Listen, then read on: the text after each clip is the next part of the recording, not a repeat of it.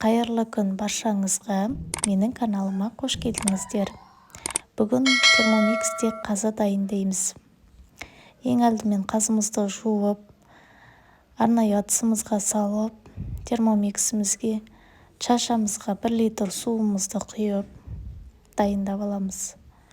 Үстіне қақпағын жауып, үстіне орнатып, қазымызды қойып, қақпағын жабамыз. Одан соң 99 минут варома скорость 1,5-ға қоямыз.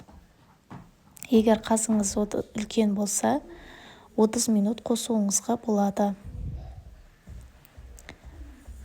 Қазымызды тесіп аламыз, жыртылмас үшін. Қазымыз 99 минутта дайын болды. Өте дәмді болып шығады.